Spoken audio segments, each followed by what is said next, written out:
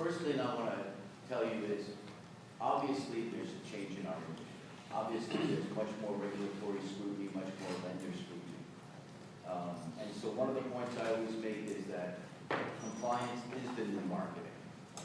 Lenders don't want empty tickets.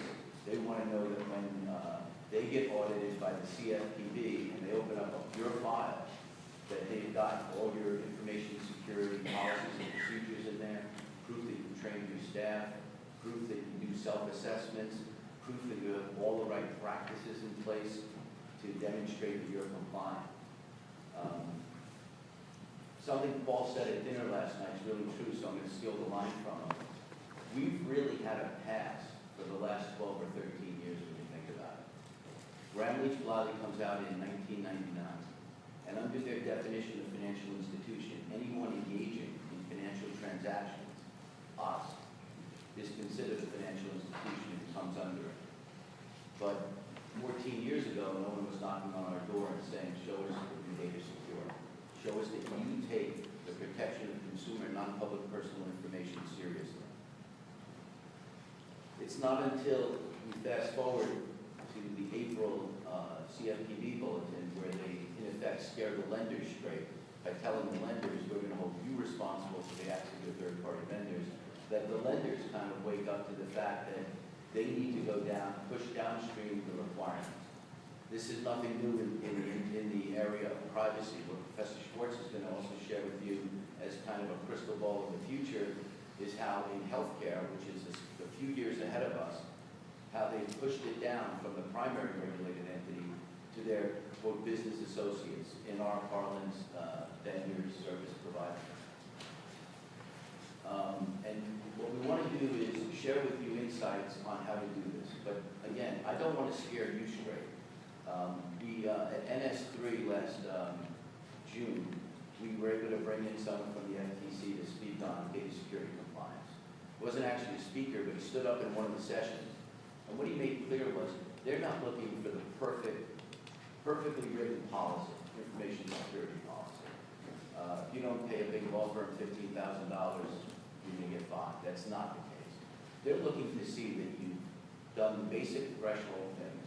You've trained your staff, you have information security plans and procedures in place, that you take it seriously.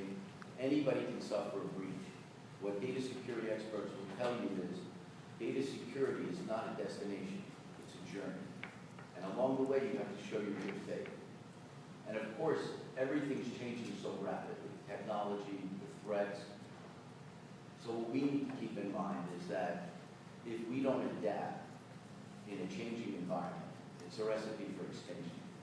So the one point I do want to make that could be viewed as a little gloomy is, if you stay the same in this changing environment, where regulators are waking up 14 years later, and our son, the lending community, is now being told they're responsible for us, so they've got to push it down.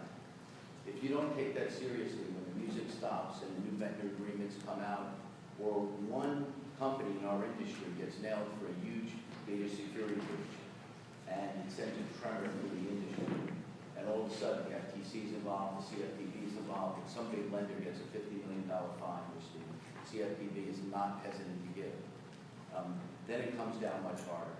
But when either the new agreements come down, or when there's that type of issue in our industry, you want to show that you've taken this seriously and you've taken strides to get ready. The good news is, if you get ahead of your competition, this is a great way to do it. You know, what we like to think of what we do as unique products, services, and relationships. But our upstream clients tend to view us as a commodity provider.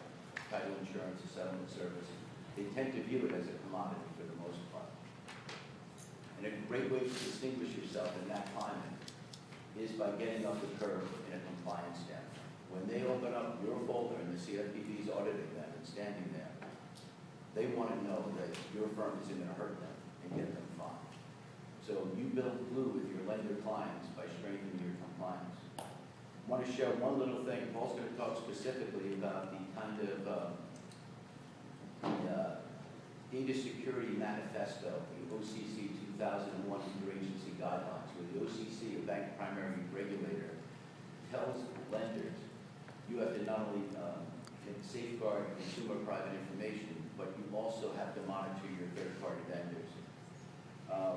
But without taking any wind out of that sail, what I do want to bring to light is that in a follow-up memo that they do, I call it the Service Provider Manifesto in 2001, the OCC goes a step further. This is really critical. The OCC says that in the vendor agreement between the lender and us, the lender has to put language in there that puts us on notice that the OCC has oversight enforcement rights in that relationship. What that in effect does is bring us under the OCC. So whenever you see something about OCC guidelines, regulations that affect our lender clients, just know that they kind of affect us as well.